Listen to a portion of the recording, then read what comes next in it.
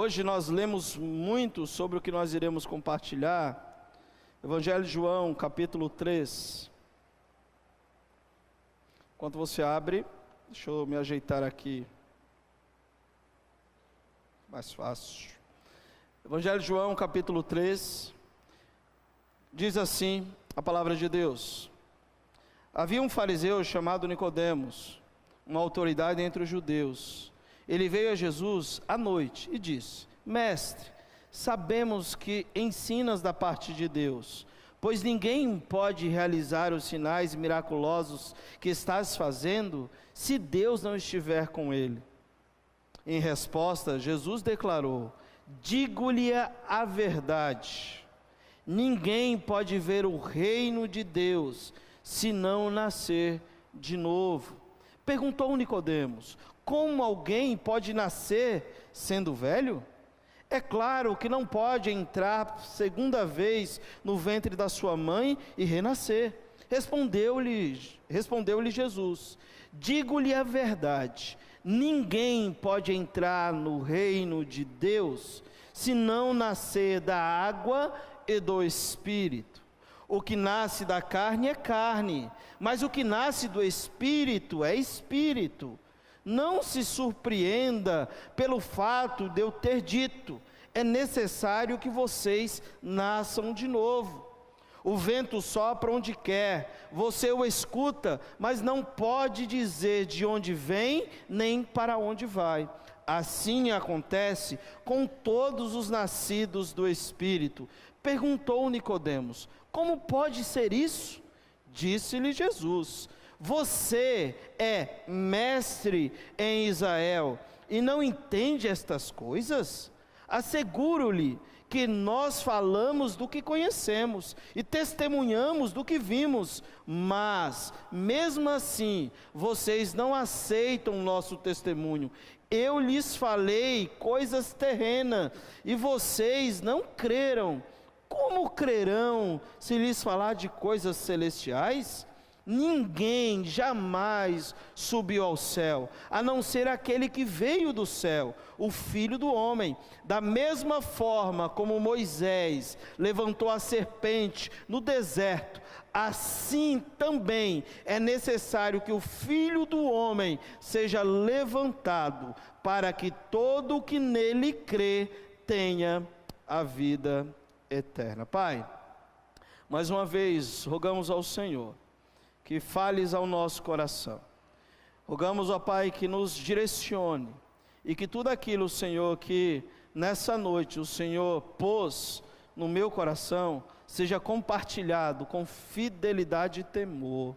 Que Teu Santo Espírito nos conduza e que o Senhor, ó Pai, faça, Senhor, a obra em cada um dos nossos corações, segundo aquilo que o Senhor, ó Pai, quer fazer, conforme diz a Tua palavra. Por favor, nos ajude, nos oriente e nos dê graça e sabedoria, em nome de Jesus. Amém e amém. Meus irmãos, o texto em que nós lemos é um texto muito conhecido da igreja, é um texto muito conhecido dos cristãos, mas é um texto que nos propõe a ver algumas verdades que muitas das vezes passamos despercebidos, porque não conhecíamos o propósito do livro. Mas nós já revelamos para vocês, na mensagem introdutória do Evangelho de João, qual é o propósito do livro de João. O propósito do Evangelho de João é revelar Cristo e a sua divindade, ou seja, revelar Cristo como Deus, da sua deidade. E esse é o propósito central do livro de João, é revelar Jesus Cristo de fato como Deus. O texto que nós começamos a ler, diz que numa certa noite, um dos importantes homens da fé judaica, diz que veio a Jesus procurá-lo. O nome deste homem era Nicodemos. A pergunta é: quem era Nicodemos? Só para que você tenha noção, quem era Nicodemos? Nicodemos, como o próprio versículo 1 diz, era fariseu. É interessante que os fariseus, eles eram bastante morais, viviam acima da média ética de todo mundo e por isso desfrutavam de grande respeito em Israel. Assim era Nicodemos, um fariseu, um homem exemplar aos olhos de Israel. Quem era Nicodemos? Nicodemos era membro da elite governamental de Israel. O versículo 1 vai dizer: havia um homem fariseu chamado Nicodemos, uma autoridade entre os judeus. Então ele era membro da elite governamental, certamente ele era membro de algo chamado Sinédrio, o mais alto órgão do governo da nação de Israel, que julgava os israelitas, julgavam os judeus. Nicodemos, portanto, era membro dessa elite governamental e gozava de autoridade na sua nação, era muito respeitado. Quem era Nicodemos? Ele era mestre. Além de ser fariseu, além de pertencer ao órgão ou governamental chamado Sinédrio, que julgava os judeus, ele também era mestre, como diz o versículo 10. Sendo tu mestre em Israel. Mestre aqui, Jesus revela que Nicodemos era o grande mestre acadêmico. Afinal, há um artigo aqui nesse versículo 10, e eu quero que você observe isso, porque no texto aí nas suas mãos não aparece, mas no original grego aparece. O versículo 10 diz assim: disse Jesus, você é mestre em Israel e não entende essas coisas? Que coisas? As coisas que ele estava falando acima. Mas há um artigo definido, masculino singular, no texto grego que não aparece aí, e que é muito interessante, porque o versículo deveria ser lido assim: você é o mestre em Israel e não sabe dessas coisas. Você é o didáscale, aquele que ensina, aquele que se propõe a falar da lei, aquele que diz que é o mestre, ensina a todos e não sabes do que eu estou falando. É como se Jesus estivesse falando: tu dizes que é o cara e não sabe disso. Então Nicodemos era mestre. Então este homem efetuava um papel de liderança na sua nação e era muito respeitado. Quem era Nicodemos? Nicodemos, além de ser fariseu, além de ser membro de uma classe de elite de governamental de Israel, além de ser mestre em Israel, quem era Nicodemos? Nicodemos era alguém de cultura elevada, irmãos. Por que de cultura elevada? Como nós podemos afirmar isto? Nicodemos, o nome Nicodemos é um nome grego. Os judeus de classe alta geralmente davam aos seus filhos nomes judeus e gregos, demonstrando os dois mundos pelos quais ele transitava. Adotar então o nome grego significa que Nicodemos teria sido destacado não apenas pelo seu elevado conhecimento da lei judaica, mas também da filosofia grega. Então Nicodemos era alguém muito respeitado entre a nação de Israel. E é este homem que procura Jesus à noite para falar com Jesus. Agora, o que é que João revela da divindade de Cristo no capítulo 3 de João? Na semana passada o pastor Gil falou sobre a purificação do templo. Jesus entrando no templo, expulsando os cambistas do templo, que estavam fazendo a casa do Pai um negócio. Eles tinham interesse porque eles ganhavam. Nós ouvimos muito bem explicado a semana passada, semana retrasada. Mas o texto vai dizer, queridos, de que lá no versículo 23 do capítulo 2, diz assim: enquanto estava em Jerusalém, na festa da Páscoa, muitos viram os sinais miraculosos. Parênteses, não foi só as bodas de Caná da Galileia que a água foi transformada em vinho. No final desse mesmo livro diz que muitas coisas deixaram de ser escritas nesse livro, porque senão tudo que Jesus fez não caberia. Então esses sinais aqui que João está relatando, eram outros sinais que aconteceram e que não foram relatados por João. Fecha parênteses. Olha lá, verso 23, lê de novo. Enquanto estava em Jerusalém, na festa da Páscoa, muitos viram os sinais miraculosos que ele estava realizando e creram em seu nome. Mas Jesus não se confiava a eles, pois conhecia a todos. Não precisava que ninguém lhe desse testemunho a respeito do homem, pois ele bem sabia o que havia no homem. Então, João insere o encontro de Jesus com Nicodemos nesse ponto da narrativa para expandir a revelação que ele está fazendo sobre Jesus. Qual é a divindade de Cristo revelada aqui? A sua onisciência. Ele conhecia quem era Nicodemos. Ele não apenas conhecia quem era Nicodemos, mas ele conhecia aqueles que tinham dito, que tinham crido no seu nome. A gente percebe que Nicodemos está lá, no meio destes. A história de Nicodemos prova a divindade gloriosa de Jesus Cristo, revelando o onisciente, ou seja, apresentando-o como Deus, que é sabedor e conhecedor de todas as coisas, passadas, presentes e futuras, dentro e fora do coração de cada um de nós, como dentro e fora do coração de cada ser humano. O Senhor conhece cada um de nós, exatamente como estamos nesse momento, exatamente o que se passa no meio do seu coração, nesse exato momento, Jesus conhece, Ele sabe. É isso que João está propondo aqui, é isso que João está revelando do encontro transformador de Nicodemos com Jesus. Jesus está falando: ô Nicodemos, você acha que me engana? Sabe aquela fala que ele fala: e aí, você acha que me engana, velho? Eu sei quem tu é, viu? Não adianta vir na calada da noite, se esconder. Eu sei quem você é. Você pode ter um padrão altíssimo na nação, você pode ser respeitado por ser um fariseu, você pode ser um mestre entre os judeus, mas eu sei quem você é. Eu sei quem você é. Há alguns comentaristas que dizem que quando Nicodemos, apesar de ter toda esta pompa, todos esses títulos, quando se aproxima de Jesus, ele se aproxima de Jesus com o intuito de poder trazê-lo para fazer parte do seu contexto religioso. É como se Nicodemos falasse assim: olha lá, leia comigo o texto para a gente não ficar só na minha fala. Diz o texto: havia um fariseu chamado Nicodemos, uma autoridade entre os judeus. Ele veio a Jesus à noite e disse: mestre, sabemos que ensinas da parte de Deus, pois ninguém pode realizar os sinais miraculosos que estás fazendo, se Deus não estiver com ele. Olha o que esse fariseu está reconhecendo. Gente, imagina se tem uma escuta em Nicodemos e Jesus revela o que ele disse para ele.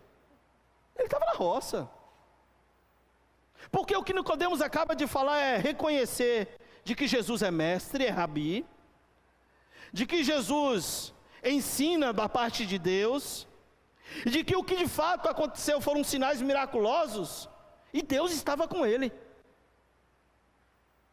Então, quando nós lemos isso aqui, alguns comentaristas dizem que a intenção de Nicodemos ao se aproximar e tecer tais elogios a Jesus era o seguinte: olha, tudo isso que aconteceu aí nós sabemos, você é mestre, você ensina, os sinais miraculosos, não podemos negar, e ninguém pode fazer isso se Deus não estiver contigo. Mas aqui na nossa classe, aqui em Israel, aqui onde a religiosidade é dominada, onde nós ensinamos, não é dessa forma.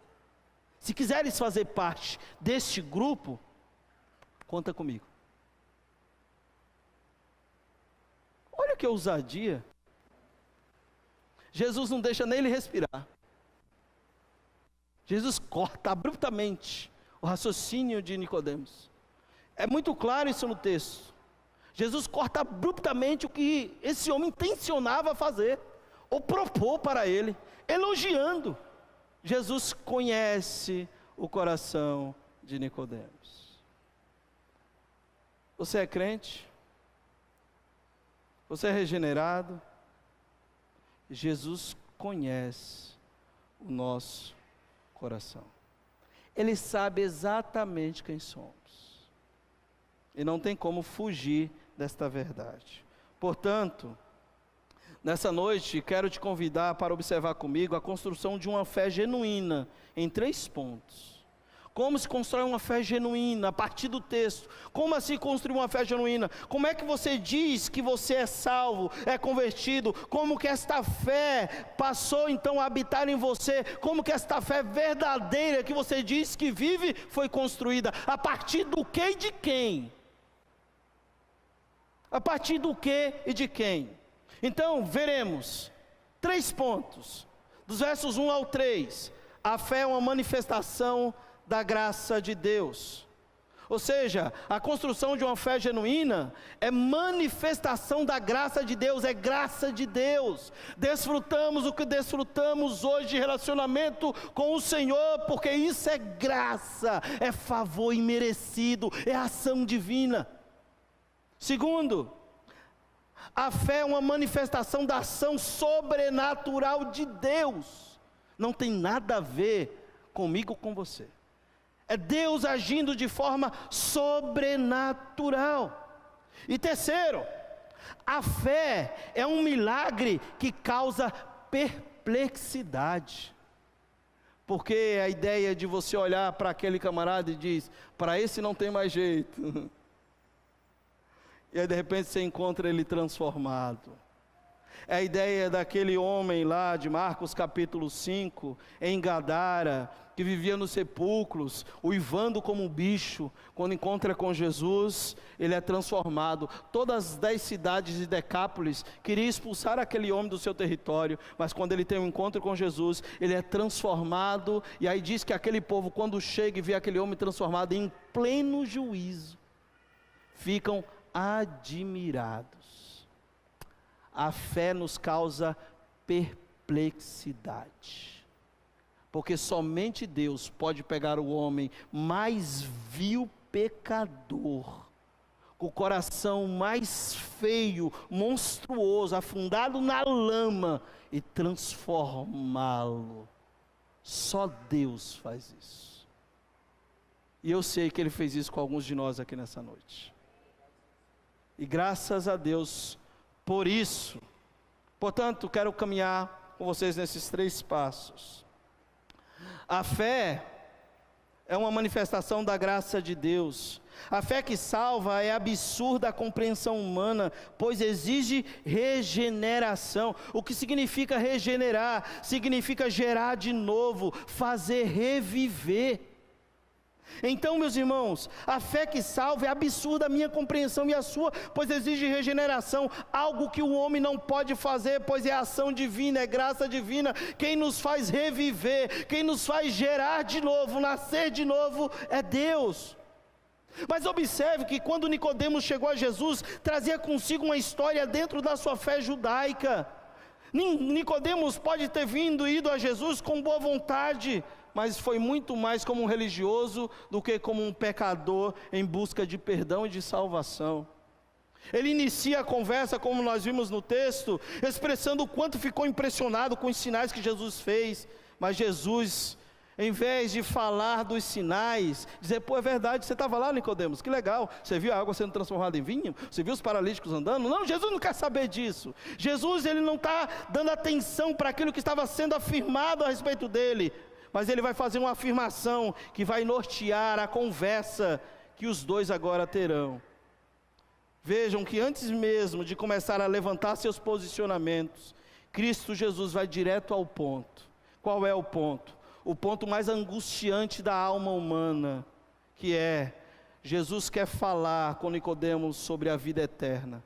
Jesus quer falar com Nicodemos sobre o reino de Deus. Como eu posso ter vida eterna e como eu posso desfrutar do reino de Deus? Como que eu posso alcançar essas coisas? Interessante que Jesus nem deixa Nicodemos prosseguir. Porque ele começa, mestre, sabemos que vem da parte de Deus, porque se Deus não estivesse contigo, você não poderia fazer essas coisas.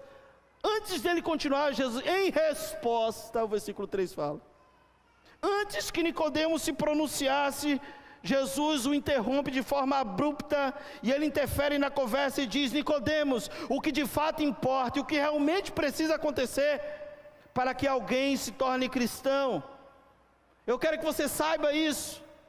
E o que é? Você precisa nascer de novo. Imagina um mestre. Gente, eu quero que você imagine a cena. à noite.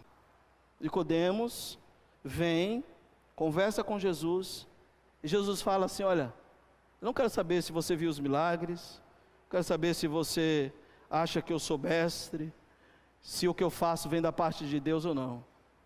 Eu sei que existe uma angústia na sua alma, e eu quero falar com você sobre reino de Deus e eternidade. Mas para que isso aconteça, você precisa nascer de novo. Você precisa nascer de novo, Nicodemos. Se você não nascer de novo, você não verá o reino de Deus. Aí Nicodemos questiona no versículo 4: mas como, Senhor? Como eu posso ver o reino de Deus? Como alguém pode nascer de novo sendo velho? Isso não tem lógica. É claro que não pode entrar pela segunda vez no ventre da sua mãe e renascer. Jesus não estava falando desse nascimento.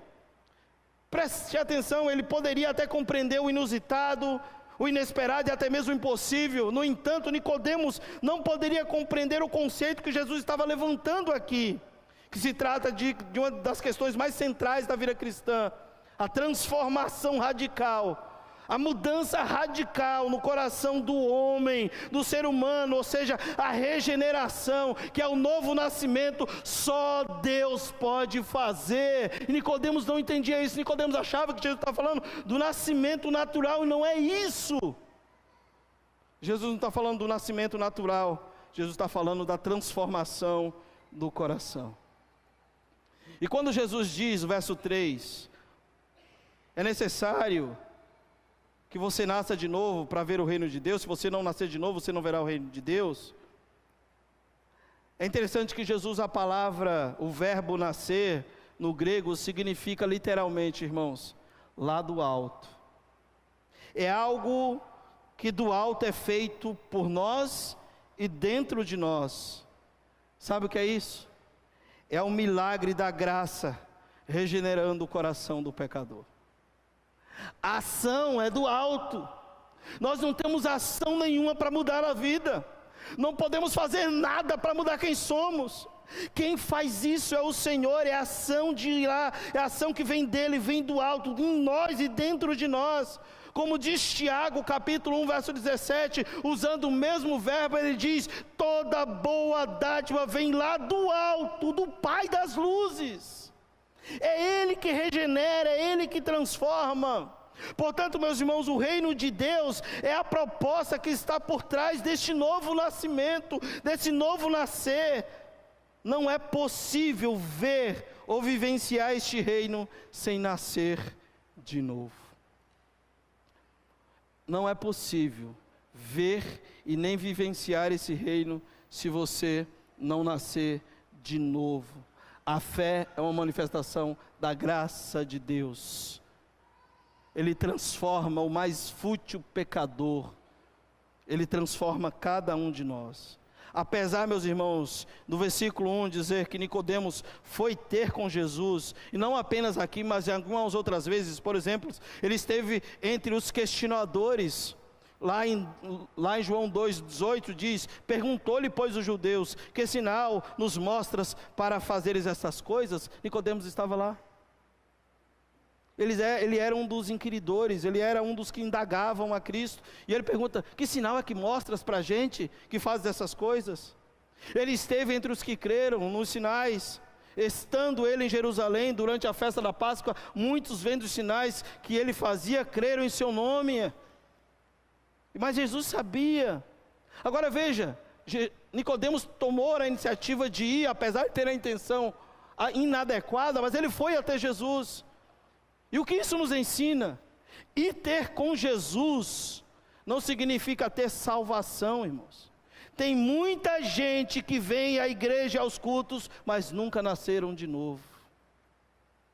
Não adianta. Tem muita gente que aprendeu a estar e a ser dentro de um contexto religioso o que você é, mas se não houver uma transformação, uma regeneração, uma nova criatura, ser uma nova criatura, você não verá o reino de Deus. Eu falei para vocês que Nicodemos, queridos, era fariseu.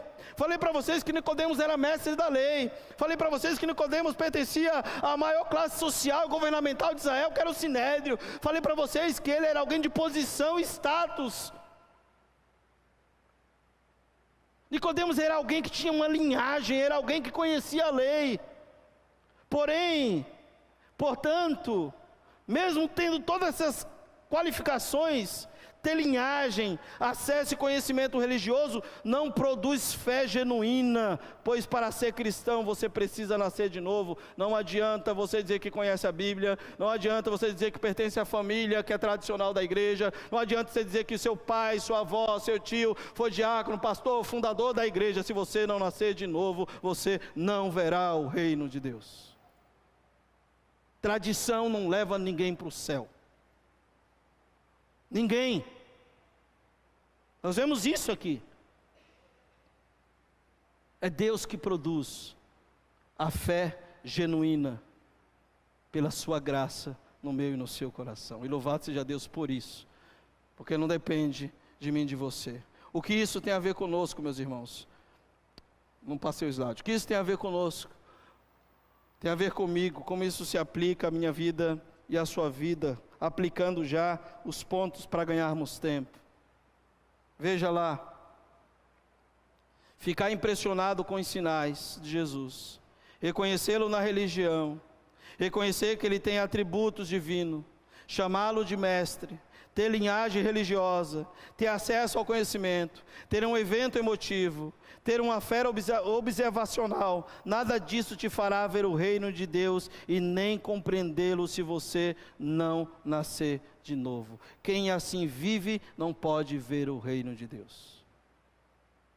Está claro, irmãos? Mas graças a Deus que não é o nosso caso, né? Nós não somos esses, né?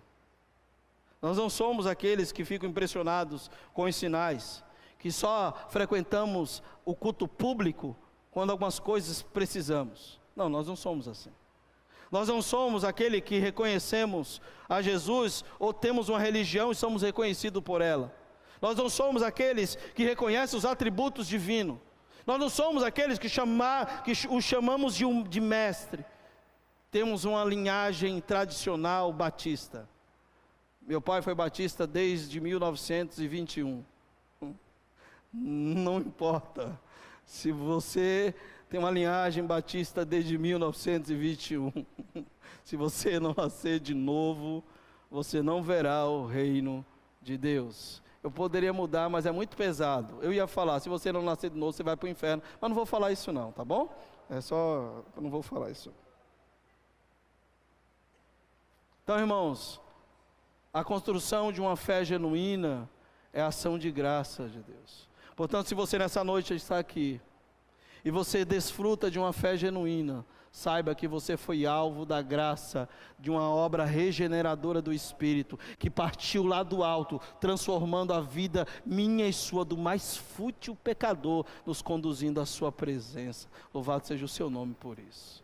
Segundo, a fé é uma manifestação de ação sobrenatural de Deus. A construção de uma fé genuína é uma manifestação da ação sobrenatural de Deus. O novo nascimento é racionalmente impossível, irmãos, pois somente Deus pode dar vida, pois a vida pertence a Ele. Nós vimos aqui, apresentando a Isis, quem deu vida a Isis foi o Senhor. Salmo 139 diz que Deus, de forma assombrosa, nos fez no ventre da nossa mãe. Quem nos dá vida é Ele. Por isso que é impossível racionalmente compreendermos isso, pois é algo sobrenatural. Você está entendendo o que eu estou falando? Nós não entendemos essas coisas, é Deus que vai fazer isso, na minha vida e na sua vida. Racionalmente não dá para compreender, irmãos.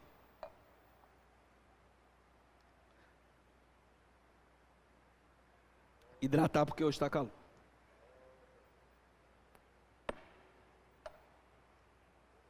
Por isso a fé genuína é produzida no tempo de Deus, em um processo de eventos sob a sua soberania. Preste atenção. Essa fé que é construída essa fé genuína construída em nós, ela é produzida no tempo de Deus, em um processo de evento sobrenatural. Portanto, ser cristão é obra sobrenatural da graça de Deus. Leia comigo, capítulo 1, verso 11 e 13. Veio para o que era seu, mas os seus não o receberam. Contudo, aos que receberam, aos que creem em seu nome, deu-lhe o direito de se tornarem filhos de Deus, a saber, está aqui os 13, os quais não nasceram por descendência natural, nem pela vontade da carne, nem pela vontade de homem algum, mas nasceram de Deus. Quem desfruta de uma fé genuína, desfruta de uma obra sobrenatural de Deus. Nasceram não da vontade da carne, não é o nosso nascimento carnal, mas o nascimento sobrenatural, ou seja, é o nascimento de ser uma nova pessoa, uma nova criatura. Jesus mesmo, respondendo às indagações de Nicodemos, explica por que ser cristão é uma obra sobrenatural da graça de Deus. Porque é algo que vem do alto, como nós vimos, ao nosso favor, e nós mesmos não conseguimos fazer nada. Por isso que é algo sobrenatural. E é algo sobrenatural porque nós aprendemos com Jesus. O que Jesus fala sobre a nossa realidade de vida não vivenciada de relacionamento com o Senhor. Aprendemos com Jesus que em seu estado natural o ser humano primeiro, não passa de carne sem vida, não deseja a Deus, está espiritualmente morto. Segundo, não possui entendimento espiritual, não compreende as coisas de Deus, está cego.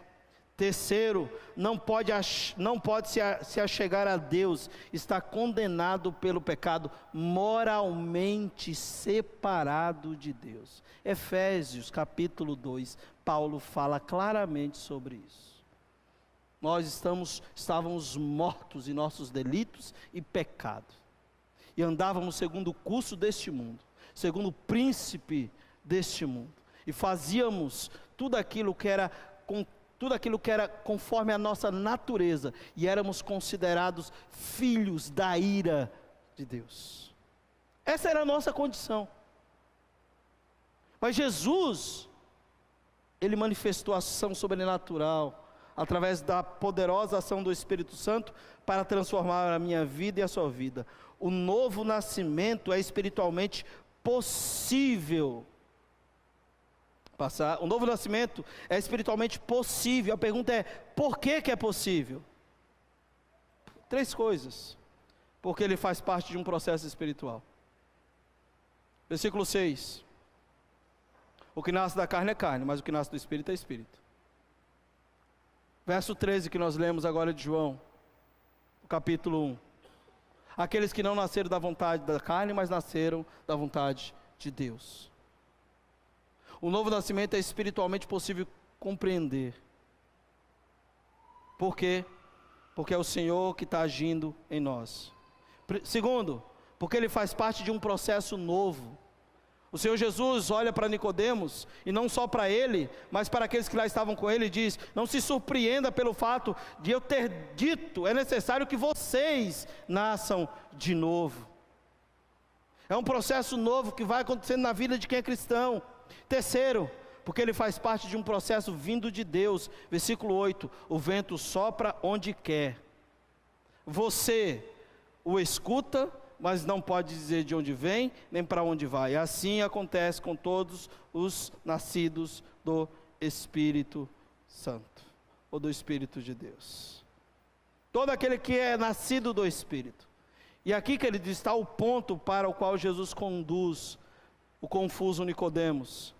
Ele precisava considerar a sua fé, não mais a partir dos seus esforços, não mais a partir da sua intelectualidade, não mais a partir dos seus títulos, mas do amor e do poder divino agindo na sua vida. Em outras palavras, no versos 5 e 6, Jesus está dizendo que precisamos compreender que a dinâmica do reino não é determinada por nós, mas por Ele. É Ele quem vai fazer a obra sobrenatural.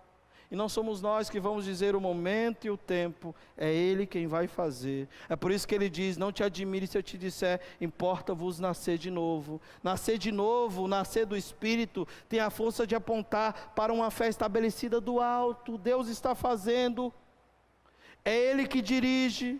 É uma fé construída a partir do seu poder, vontade, e é efetivado pelo Espírito Santo, trabalhando no meu e no seu coração. O Bruce, comentando sobre isso, ele diz assim: a atuação oculta do Espírito no coração humano não pode ser controlada ou vista, mas seus efeitos são inconfundíveis, ou inconfundivelmente evidentes. É fato. A atuação oculta do Espírito no coração humano. Quantas das vezes, queridos, nós encontramos e ouvimos testemunho de pessoas em que vivia uma vida completamente torta, fazia horrores, e o Espírito Santo estava lá atuando ocultamente neste coração, o regenerando, o trazendo de volta, o fazendo ter contato com a palavra, ouvindo a palavra, e essas vidas foram transformadas. Quantos testemunhos de homens e mulheres que viveram isso, passaram por esses efeitos inconfundíveis e evidentes de transformação. O versículo 8, o Senhor Jesus diz: Nicodemos, o vento sopra onde quer. Nós ouvimos a sua voz, mas não sabe nem de onde vem, nem para onde vai. Assim é todo aquele que é nascido do Espírito. O que Jesus quer dizer com isso? Jesus está dizendo que o homem não controla a vontade de Deus, mas é controlado por ela. Apenas pode ouvir o seu comando e seguir, contudo, segue o caminho de Deus e não o seu próprio caminho. É obra de Deus, é sobrenatural. Nós não sabemos, ouvimos o vento passando lá e para cá. Onde está vindo o vento? Você não sabe. Ele está falando assim, a atuação sobrenatural do Espírito é Deus que faz. E você não sabe onde, quando e como. Pode acontecer nessa noite na vida de muitos de nós. Por quê? Porque temos tido contato com o genuíno evangelho que está sendo exposto. E Ele está atuando no coração de muitos de nós nessa noite. O que isso tem a ver conosco? Como isso se aplica na minha vida? O vento do Espírito sopra na vida e no coração do pecador quando ele é exposto à mensagem do Evangelho da graça de Deus. Isso é fato, um dia soprou na minha vida. Estava perdido. Um jovem confuso, sem esperança. Um jovem que achava que o que ele pretendia ser como profissional poderia dar alegria para ele.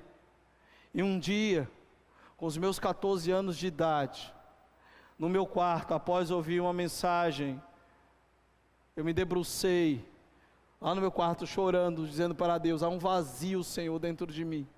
Eu tenho tudo que eu quero, muitos gostariam de estar onde eu estou, mas eu não sou feliz. Senhor, me ajuda. Eu quero, Senhor, que aconteça comigo o que aquele homem disse lá no Evangelho de João, capítulo 3, versículo 16. Senhor, que isso aconteça comigo.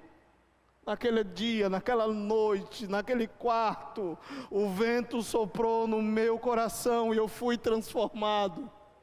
Mas não foi da noite para o dia, irmãos. O processo não é da noite para o dia. Já estava acontecendo com meus 11 anos de idade. A minha professora Irinete, lá em uma classe de aula, compartilhou comigo o texto de Lucas capítulo 15, do filho pródigo. Eu era um perdido. Vim para Santos, saí da minha cidade natal, vim para cá, com aquele negócio já sendo trabalhado no meu coração, mas o vento soprou depois. A gente quer as coisas para ontem. No nosso tempo, o tempo é de Deus.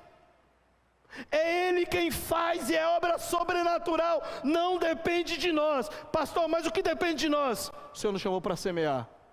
Saiu o Senhor, mandou a semear, e a semente caiu à beira do caminho, outro caiu em solos rochosos, outro caiu entre os espinhos. O Senhor nos chamou para semear, não foi para colher. Tem muita gente querendo colher. Está lá na sua família querendo colher. Dê testemunho, semeie. Não é você que faz a obra. Quem faz a obra é o Senhor, no tempo dEle, como Ele quer, da forma dEle. Não somos nós, irmãos. Seja sincero, quantos de nós aqui presentes estamos orando por alguém da família que fala, isso aí não tem jeito, esse aí não tem jeito? Tem jeito sim. Eu tenho um amigo que ele tem uma expressão que ele usa, que é engraçada e verdadeira ao mesmo tempo. Ele fala assim: não há pau que nasça torto que o carpinteiro de Nazaré não possa endireitar. É verdadeiro. Não tem como. Você pode ser o mais vil pecador, está na mais profunda lama. Se o Senhor soprar, se o Espírito agir, vai haver regeneração, queira você ou não. Não tem como fugir. Essa é uma grande verdade, não temos como fugir. O vento do Espírito sopra na vida e no coração do pecador quando ele é exposto à mensagem do Evangelho de Deus. É por isso que temos que pregar a genuína palavra de Deus, para que uma fé construída, uma fé genuinamente construída, seja algo de ação sobrenatural e não ação humana. Porque tem muita gente que está vindo para a igreja, entre aspas, instituição, pela ação humana, e tem escandalizado a muitos e sendo escandalizados também.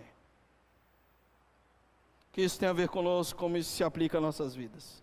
Nicodemos tinha muita dificuldade para largar a condução da sua própria vida e se deixar conduzir por Deus. Por isso que ele questiona: como pode, Senhor, alguém nascer de novo? Como é assim? Eu não estou entendendo. Pode alguém voltar ao ventre materno? Ele se apegava demais aos modelos pessoais e não se humilhava diante da direção de Deus. Ele é um protótipo de muitos de nós que jamais conseguirão caminhar na direção certa porque tentam resistir a Deus. Há quanto tempo Deus está falando ao seu coração? Há quanto tempo Deus está te chamando? Há quanto tempo Deus está falando, você precisa mudar de vida? Essa vida que você vive não vai te gerar alegria, essa vida que você vive está te gerando destruição, você é infeliz. Quanto tempo Deus está falando comigo e com você e nós estamos endurecendo o coração? Quanto tempo? O autor de Hebreus fala: se o Senhor falar contigo nessa noite, não endureçais o vosso coração, como fizeram alguns lá no deserto. Deus falava, eles endureciam o coração. Não endureça o coração, ouça o que o Senhor está falando. O Espírito está soprando, porque onde há pregação do Evangelho, no coração do pecador, a Deus agindo para que haja transformação. Pastor, mas não é contraditório? Se Ele está agindo, eu posso suportar? É óbvio que não, é um processo, você precisa entendê-lo. Efésios capítulo 1, versículo 13: depois de ouvir o Evangelho da vossa pregação, tendo nele crido, fostes selados com o Espírito Santo da promessa. É Ele quem faz isso. É o Espírito Santo que vem agir de forma sobrenatural em cada um de nós. É por isso, meus irmãos, que a fé é um milagre que causa perplexidade. Porque quando Jesus fala a Nicodemos, você não controla isso. Isso acontece com todos os que são nascidos do Espírito. O vento sopra no coração do pecador. Aí Nicodemos pergunta novamente a Jesus no versículo 9: como pode isso? Como assim? Não estou entendendo. Eu acho tão interessante porque Jesus fala: como assim você não está entendendo? Você não diz que é o mestre?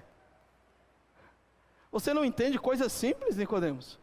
Você não entende o que é nascido da carne é carne, o que é nascido do Espírito é Espírito? Você não entende quando eu digo para você que ninguém pode entrar no reino de Deus se não nascer da água do Espírito? Você não entende isso, Nicodemos? Você não estuda a lei? Você não lê a lei? Você não lê a palavra? Você não ensina a outros?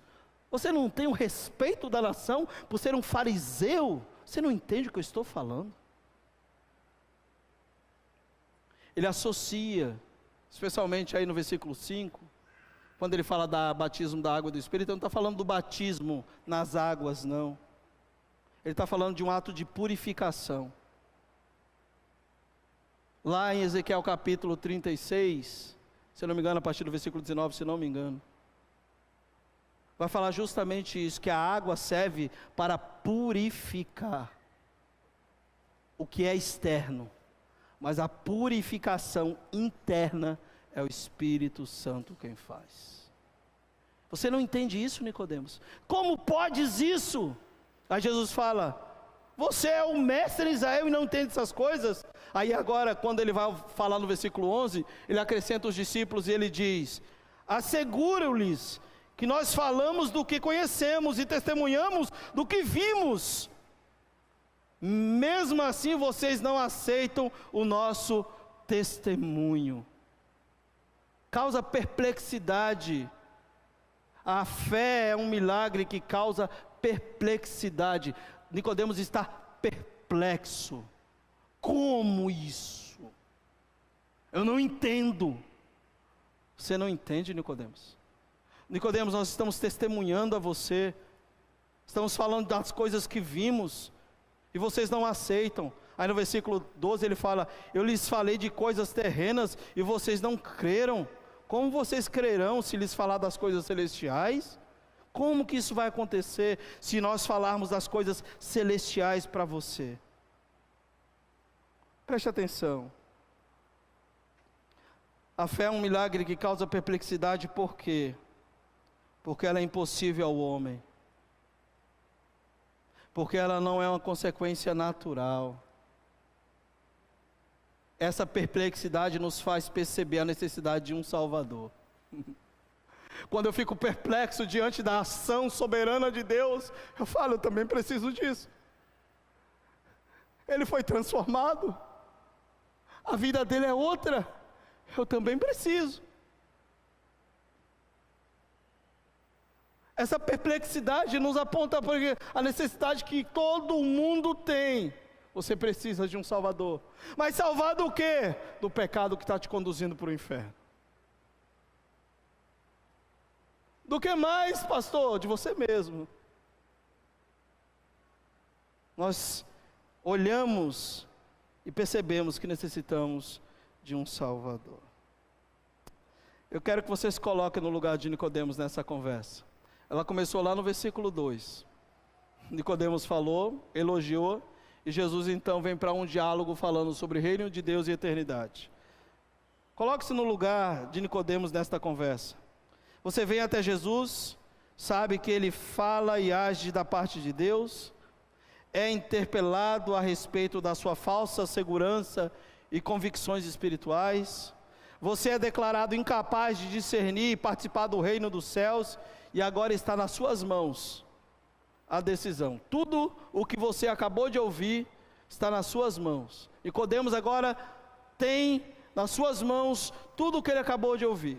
De duas uma: ou você chuta o balde e diz, é um religioso, fanático, não fala nada coisa com coisa, como pode nascer, como? Você chuta o balde e abandona completamente esse Jesus, ou continua ouvindo, seguindo sua proposta, mesmo que você sinta sem possibilidade, porque você sabe muito bem que é tudo verdade o que é dito a seu respeito. Deus, na pessoa do Cristo, tudo que falou a respeito de Nicodemos eram verdades, eram fatos. Aí no versículo 13, o Senhor convida Nicodemos a ir um degrau acima. Nicodemos é convidado a entrar em uma nova cena, num palco onde o Senhor Jesus reina. Jesus diz para Nicodemos no versículo 13: agora que você está preocupado sobre o que fazer, já que não podes dominar a Deus e não podes construir a sua fé a partir de si mesmo, eu vou te dizer o que é preciso fazer. Você não disse que eu sou Deus? Você não reconheceu que eu sou Deus? Aí no versículo 13 ele afirma isso, veja lá: ninguém jamais viu subir ao céu, a não ser aquele que veio do céu, o Filho do Homem. Nicodemos, eu sou, de fato, aquele que desceu do céu. Eu sou, de fato, Nicodemos, o Messias esperado. Eu sou, de fato, Nicodemos, o Deus encarnado. Eu sou, de fato, aquele que sabe quem você é. Mas eu quero te convidar, Nicodemos, diante do seu coração conturbado, diante da sua falsa sensação de segurança, eu quero te convidar nessa noite, Nicodemos, a olhar para a cruz. E ele convida Nicodemos a olhar para a cruz. Irmãos, vocês me dão mais 10 minutinhos? Por que eu pergunto se vocês me dão, se vocês vão ficar sentados e não vão sair, né? mas por respeito. Quando Jesus diz para Nicodemos: Nicodemos, eu quero te convidar, e eu quero te dizer o que é preciso você fazer, para você ter sua vida transformada. Leia comigo agora o versículo 14 e 15. Da mesma forma como Moisés levantou a serpente no deserto, assim também é necessário que o Filho do Homem seja levantado, para que todo o que nele crê tenha vida eterna. O que era a serpente no deserto, irmãos? Quando você lê Números capítulo 21, do verso 4 ao verso 9, naquela ocasião o povo tinha se rebelado contra Deus e contra Moisés, não aceitavam a comida que vinha de Deus, achavam um lixo, o maná é um lixo, as cordonizes é um lixo, tudo que Deus produz é ruim. Aí Deus fica bravo, Deus está falando: eu estou mandando maná todo dia, eu mandei cordonizes, vocês reclamam, vocês não estão satisfeitos com nada. Sabe o que foi que Deus fez? Mandou entre eles serpentes abrasadoras, venenosas, e eles eram picados pelas serpentes, e eles morriam por causa do veneno das serpentes. E aí Moisés fala: mas Senhor, o povo... E aí Deus fala: tudo bem, Moisés, faz assim, constrói um poste ídolo, uma serpente de bronze. Bronze é prata. Bronze. Constrói. Levantam a serpente no meio do deserto. Quando as cobras picarem, e o povo que for picado por essa serpente olhar para a serpente de bronze levantada, ficará curado. Mas o que essa fala lá da lei tem a ver com a fala de Jesus aqui para Nicodemos? Assim como a serpente foi levantada no deserto para salvar aquele que fora picado por elas, o Filho do Homem, que é o título que Jesus mais gosta de usar para si, o Filho do Homem será levantado. O que é isso? Será crucificado pelos seus pecados, para que todo aquele que olhar para Jesus e o seu sacrifício na cruz, seja livre do pecado, do veneno, da alma que corrompe a sua vida. É isso que Jesus está falando para Nicodemos. Nicodemos, eu sei o que você precisa fazer. A solução da sua vida tem que olhar para mim. Você precisa voltar os olhos para mim. O que o Senhor estava dizendo ao inseguro fariseu é que toda a fraqueza humana e todo o veneno que se espalhou no nosso coração por causa do pecado, que nos afasta de Deus e nos faz viver uma fé paralela, guiada pelo homem, não pelo Espírito, poderia ser eliminado. Como? O antídoto era olhar para Jesus na cruz. A cruz é a purificação do veneno, do egocentrismo, da fé baseada em nós mesmos, da nossa presunção tola. Temos que olhar para a cruz, temos que olhar para Jesus. O que isso significa? A cruz que Nicodemos viu, da qual depois tirou o corpo de Jesus, era justamente o antídoto para esta religiosidade vazia, esta vida incerta de quem pensa que está em pé, mas anda vacilante, e a própria vida parece mostrar isso. Preste atenção. Quem se vê picado pelo pecado, sente-se envenenado ou se vê morrendo por causa do pecado, mas olha para Jesus com arrependimento e fé, recebe perdão e salvação. Mas alto lá, crer é obra de Deus em nós. É Ele que vai fazer isso. É Ele que está agindo aí no seu coração para fazer isso. Portanto, eu quero te convidar a olhar para a cruz. Foi para lá que Jesus levou seus pecados, morrendo em seu lugar. E ele no versículo 15 fala: creia, para que todo aquele que nele crê tenha vida eterna. Se você olhar para Jesus, você terá vida eterna. Se você compreender o que ele fez, você terá vida eterna. E Jesus continua o texto, que vai até o verso 21, a perícope, mas não dá para terminar. Porque Jesus diz: Nicodemos, foi isso, eu sou o que fui enviado dos céus. É por isso que o Pai, o Deus, amou o mundo de tal maneira, Nicodemos, te amou de forma singular, que me enviou para morrer no teu lugar, para que você, crendo, não morra, mas tenha vida eterna. Olha para mim, Nicodemos, olha para mim. Você me vê como um mestre, mas você não me vê como seu Senhor. Olha para mim, eu sou o Senhor. Eu sou o enviado do Deus eterno, eu sou a promessa, eu sou a raiz de Davi, eu sou aquele que o Senhor tinha feito a promessa para Davi, que o seu trono não ficaria sem rei, sou eu. Olha para mim. É para você que nessa noite está aqui me ouvindo e questionando, perguntando por que esse vazio na minha alma, por que essa religiosidade não muda a minha vida, por que eu vivo com tantas incertezas, vacilante de um lado para o outro. Está na hora de você olhar para Jesus.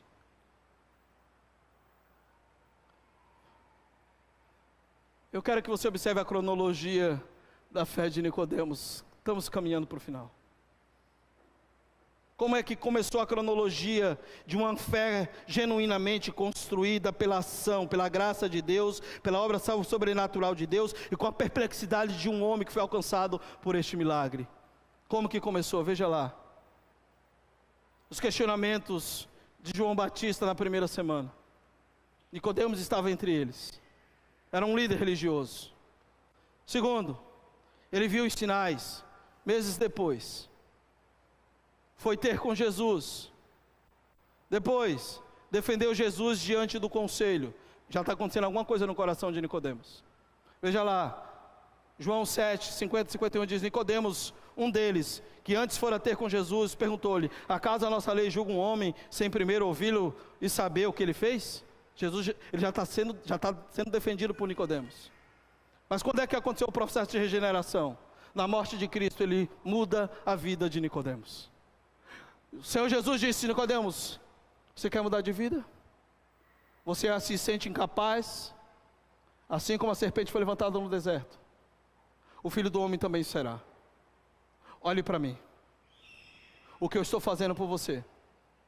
Lá, na morte de Cristo, ele muda a vida de Nicodemos. Veja, e também Nicodemos, aquele que anteriormente viera a ter com Jesus à noite, foi levando cerca de 100 libras de um composto de mirra e óleos. Nicodemos estava lá para cuidar do corpo do seu Senhor. O processo de transformação aconteceu na vida de Nicodemos, como deve acontecer na vida de cada um de nós. O convite das Escrituras para você esta noite é que a nossa história não pode nos salvar se não olharmos para a cruz. A sua vida precisa ser conduzida por Deus, você precisa ser dirigido pelo alto e deve ser levado a agir pelo Espírito de Deus. Pergunta: você é nova criatura? Você é regenerado? Você já nasceu de novo? Se a sua resposta for sim, saiba, se a fé é genuína, se a regeneração é divina, então deve haver mudança de vida. Se a fé que você diz que vive é graça, é ação sobrenatural, é a perplexidade do milagre que te levou a perceber que precisa de um Salvador, se isso é genuíno, você precisa mudar de vida.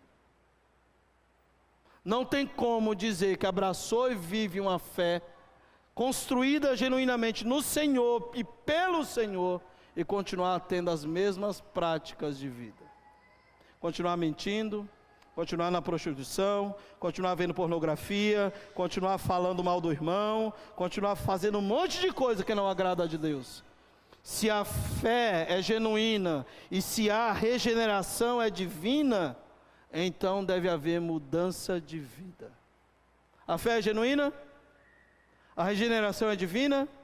Então você tem que mudar. Porque senão a fé não é autêntica. Senão a fé não é verdadeira. Você está enganando a si mesmo. Você precisa olhar para Jesus. Ele morreu por você e pelos seus pecados. Vamos orar? Senhor, obrigado pelo privilégio que o Senhor nos dá de olharmos para a Tua palavra e aprendermos lições tão preciosas, das quais aprendemos nessa noite. Obrigado porque um dia eu e muitos dos meus irmãos que aqui estão, ó Deus, tivemos uma ação de graça sobrenatural do Teu Santo Espírito para nos fazer nascer de novo. Obrigado, Deus, porque, Senhor, a Tua palavra nos diz em Apocalipse que aquele, Senhor, que nasce uma vez, morre duas, mas aquele que nasce duas vezes, morre uma. Obrigado porque no dia do juízo final, o Senhor dirá para aqueles que nasceram de novo: vinde benditos do meu Pai, para o reino que está preparado para vocês desde a fundação do mundo. Mas o contrário, o Senhor também dirá para aqueles que nasceram apenas de modo natural, apenas de modo carnal: apartai-vos de mim, para o lago de fogo, preparado para o diabo e seus anjos. Que o Senhor, ó Deus, regenere os corações presentes, que o Senhor faça nascer nova criatura neste lugar, que Teu Santo Espírito sopre no coração do mais vil pecador, como um dia cada um de nós fomos e somos ainda, mas que hoje vivemos não mais na prática do pecado, mas vivemos para o nosso Salvador, para aquele que um dia transformou a nossa história, porque a fé é genuína, a regeneração é genuína, e é por isso que o Senhor transforma as nossas vidas. Abençoa cada um aqui nessa noite, Senhor. Aplica, Senhor, de forma especial a Tua palavra, ajuda-nos a compreendê-la, e que o Senhor, o Teu Santo Espírito, esteja agindo, nos convencendo do pecado, da justiça e do juízo por vir. Eu oro grato, e assim eu faço em nome de Jesus. Amém. Deus abençoe, meus irmãos.